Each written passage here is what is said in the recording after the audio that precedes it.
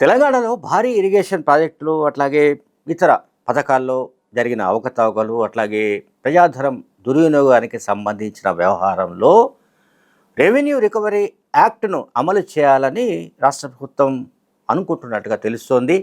So ఈ మేరకు ఇప్పటికే కొన్ని వార్తలు అందుతున్నాయి. కాళేశ్వరంకు సంబంధించిన ఇష్యూలో, అంటే అంశంలో కాళేశ్వరంలో జరిగిన అవినీతికి బాధ్యులుగా భావిస్తున్న వాళ్ళు, అట్లాగే ఆదాయానికి మించి ఆస్తులు కలిగిన వాళ్ళు ఎవరైతే ఉన్నారో, ఆల్రెడీ ఏసీబీ కేసులు నమోదు చేసి ఉందో, అటువంటి వాళ్ళకి సంబంధించిన ఆస్తులు జప్తు చేయడానికి సంబంధించి ఇప్పటికే ఇరిగేషన్ డిపార్ట్మెంట్ ఒక నోటిఫికేషన్ విడుదల చేసింది.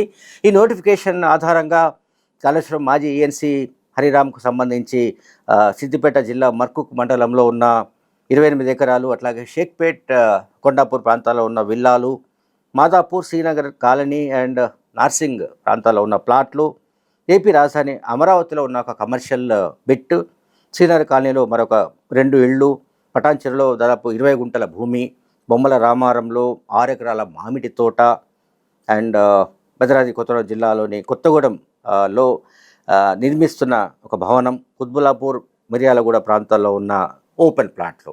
ఇవి హరిరామ్కు సంబంధించిన ఆస్తులు జప్తు చేయడానికి నోటిఫికేషన్ ప్రభుత్వం జారీ చేసింది, ఏదో ఇరిగేషన్ డిపార్ట్మెంటు జారీ చేసింది. అయితే దీనితో పాటు బహుశా ఆదాయానికి మించి ఆస్తులు కలిగి ఉన్న ఆరోపణలపై అరెస్ట్ అయిన మాజీ ఇంజనీరింగ్ చీఫ్ మురళీధర్ రావు, అట్లాగే ఈ నూనె శ్రీధర్, ఎగ్జిక్యూటివ్ ఇంజనీర్ నూనె శ్రీధర్, వీళ్ళందరిపై కూడా ఆస్తులు జప్తు చేసే అవకాశాలు కనిపిస్తున్నాయి. అండ్ అట్లాగే assistant executive engineer Nikesh Kumar అనే పేరు కూడా వచ్చింది. ఆయన ఆస్తులను కూడా జప్తు చేసే క్రమంలో ఈ నోటిఫికేషన్ జారీ అయింది. సరే, ఈ నోటిఫికేషన్ జారీ అయిన తర్వాత ఇది ఎట్లా అమల్లోకి వస్తుంది, ఏమిటి అనేది ఒక ఆస్పెక్ట్. అండ్ ముఖ్యమంత్రి రేవంత్ రెడ్డి చాలా కేటగిరికల్గా గత ఫిబ్రవరిలోనే ఆయన చెప్పారు. ఎందుకంటే భారీ మొత్తంలో ప్రజాధనాన్ని దుర్వినియోగం చేయడం ఒక నేరం అయితే, ఈ డ్యాములు అండ్ రిజర్వాయర్స్, బ్యారేజెస్ ఏవైతే ప్రజలకు ఉపయోగపడవలసిన ప్రాజెక్టులు, పథకాలు, వీటికి సంబంధించిన నిర్మాణంలో నాణ్యత విషయంలో రాజీ పడడం మరొక నేరంగా కూడా ముఖ్యమంత్రి రేవంత్ రెడ్డి గతంలో అసెంబ్లీలో చెప్పిన విషయాన్ని మనం గుర్తుపెట్టుకోవాలి. 2024 ఫిబ్రవరిలో జరిగిన అసెంబ్లీ సమావేశాల్లోనే ఆయన ఈ రెవెన్యూ రికవరీ యాక్ట్కి సంబంధించిన విషయాలను ఆయన వివరించారు. అట్లాగే ఈ నిధులను, అంటే ఎవరైతే అవినీతికి పాల్పడ్డారో, ఎవరైతే ప్రజాధనాన్ని దుర్వినియోగం చేశారో, ప్రజాధనాన్ని దోచుకు తిన్నారో, వాళ్ళ నుంచి ఆ ఆస్తులను, అంటే ఆదాయానికి మించి కలిగిన ఆస్తులను జప్తు చేయడానికి సంబంధించిన ఈ చట్టాన్ని ఎట్లా అమలు చేయడం అనే దానిపైన ఇంకా ఒక తర్జన భర్జన ఉన్నట్టుగా మనకు కనిపిస్తోంది. అట్లాగే బీఆర్ఎస్ హయాంలో, అంటే ఆ 10 ఏళ్ల పాటు 2014 to 2023 డిసెంబర్ వరకు బీఆర్ఎస్ హయాంలో జరిగిన అనేక అవినీతి అక్రమాలను తెలంగాణ ప్రభుత్వం, అంటే రేవంత్ రెడ్డి ప్రభుత్వం తవ్వి తీస్తున్న విషయం మనందరికీ తెలిసిందే. ఇందులో చాలా విషయాలు బయటపడ్డాయి. ఇక్కడ మేడిగడ్డ బ్యారేజ్ సంబంధించిన విషయంలో అంటే మేడిగడ్డ బ్యారేజ్ కుంగుబాటుతో మొత్తం అసలు బ్యారేజీల నిర్మాణం, లేకపోతే ఈ ప్రాజెక్టుల నిర్మాణం, దీంట్లో నాణ్యత లోపాలు జరిగినట్లుగా, అట్లాగే నాణ్యత విషయంలో రాజీ పడినట్లుగా, అట్లాగే మెయింటెనెన్స్ లేకుండా చేసిన విషయంలో అనేక ఆరోపణలు అవన్నీ కూడా వచ్చాయి. సో ఆ సమయంలో ముఖ్యమంత్రి కేసీఆర్ ఉన్నారు. కాళేశ్వరం ప్రాజెక్టు పైన దాదాపు 98,00,00,000 కోట్లు ఖర్చు పెట్టిన సంగతి మనందరికీ తెలుసు. కానీ దాని ఏమంటారు, ఆ రేషియోలో, అంటే ఎంతైతే ఖర్చు పెట్టారో ఆ రేషియోలో సాగునీటిని అందించలేదన్నది సహజంగా ఉన్న ఒక డీటెయిల్స్. దానికి సంబంధించిన వివరాలు ఆల్రెడీ ఉన్నాయి, గవర్నమెంట్ దగ్గర ఉన్నాయి. అట్లాగే ఇంకా ఇతరత్రా కూడా ప్రజాధనాన్ని పెద్ద ఎత్తున అధికారులు దోచుకున్నారు అనేది జనరల్గా మనకు తెలుస్తున్న సమాచారం. కానీ ఇక్కడ మనం గమనించాల్సింది ఏమిటంటే, అసలు అధికారులు ఎవరైనా సరే, ఇప్పుడు మనం మాట్లాడుతున్న హరిరామ్ గురించి కావచ్చు, మురళీధర్ రావు గురించి కావచ్చు, శ్రీధర్ కావచ్చు, మరొకరు కావచ్చు, రాజకీయ అండదండ లేకుండా అప్పటి ప్రభుత్వంలోని ప్రముఖుల మద్దతు లేకుండా వీళ్ళు ఈ స్థాయిలో వందల కోట్లు కూడబెట్టే అవకాశాలు ఉన్నాయా అనేది చాలా కీలకమైన పాయింట్. ఒకవేళ అధికారులు సిబ్బంది అంటే అసిస్టెంట్ ఎగ్జిక్యూటివ్ ఇంజనీర్ స్థాయి నుంచి ఈఎన్సీ దాకా ఇంత పెద్ద మొత్తంలో డబ్బు వాళ్ళు కూడబెట్టుకోగలిగారంటే, ఇంత పెద్ద మొత్తంలో సంపదను వాళ్ళు కూడబెట్టుకోగలిగారంటే వాళ్ళ వెనుక ఖచ్చితంగా రాజకీయ ప్రమేయం ఉండి ఉండాలి. రాజకీయ నాయకుల ప్రోద్బలం ఖచ్చితంగా ఉండి ఉండాలి.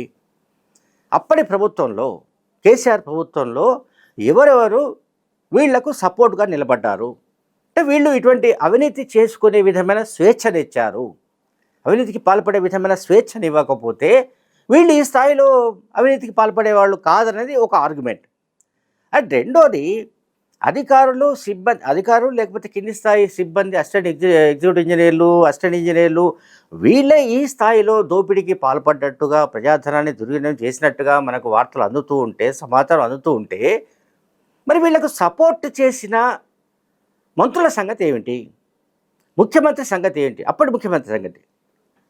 కనుక ఖచ్చితంగా రాజకీయ నాయకులు ఎవరైతే అంటే ఇప్పుడు కాళేశ్వరం ప్రాజెక్టుకు సంబంధించిన వ్యవహారంలో విజిలెన్స్ ఎంక్వైరీ జరిగింది, national dam safety authority enquiry జరిపింది, and justice PC Ghosh commission కూడా విచారణ జరిపింది.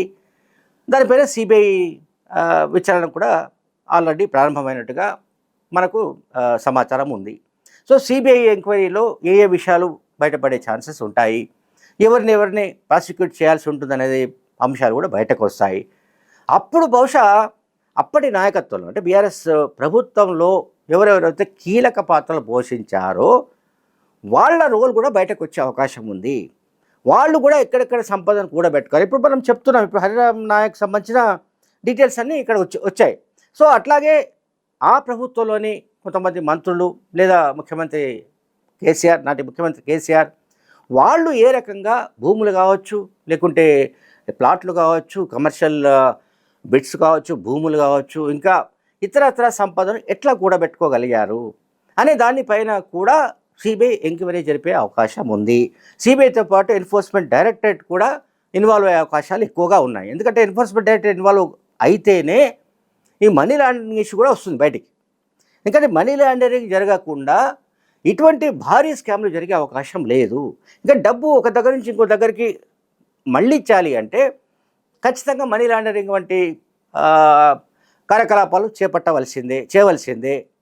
ఎందుకంటే ఇప్పుడు ఫెరా ఏవైతే చట్టాలు ఉన్నాయో వాటికి అనుగుణంగా ఈ బ్లాక్ మార్కెట్ దందాలు చేసేవాళ్ళు ఎవరైనా సరే, నల్ల డబ్బు దందాలు చేసేవాళ్ళు ఎవరైనా సరే వాటిని ఫాలో అయ్యే అవకాశం లేదు. వాటిని వైలేట్ చేసిన తర్వాతే వాళ్ళు ఇదంతా మనీ లాండరింగ్కి పాల్పడే అవకాశం ఉంటుంది. కనుక ఖచ్చితంగా రాజకీయ నాయకుల ఆస్తులను కూడా జప్తు చేసే అవకాశాలు లేకపోలేదని ప్రభుత్వ వర్గాలు చెప్తున్నాయి, ముఖ్యమంత్రి కార్యాలయ వర్గాలు చెప్తున్నాయి. సో దీన్ని బట్టి కేసీఆర్, హరీష్ రావు లేకుంటే కేటీఆర్ ఎవరెవరు, నేను ఫలానా అని చెప్పట్లేదు, కానీ ఆ సమయంలో కేసీఆర్ హయాంలో ఎవరెవరు ఇన్వాల్వ్ అయ్యారు, ఎక్కడెక్కడ ఏ ఇష్యూలో ఏ మేరకు వాళ్ళు ప్రజాధనాన్ని తమ జేబుల్లోకి వేసుకున్నారు, ఇంకెక్కడెక్కడ వాళ్ళు ఫామ్ హౌస్ల రూపంలోనో లేకుంటే ఇంకొక రూపంలోనో ఎట్లా సంపదను వాళ్ళు మూట కట్టుకున్నారు, అవన్నీ కనుక బయటకు వస్తే సిబిఐ ఎంక్వైరీలో ఖచ్చితంగా వాళ్ళ ఆస్తులను కూడా జప్తు చేసే అవకాశాలు ఉన్నట్టు ప్రభుత్వ వర్గాలు చెప్తున్నాయి. Thank you very much.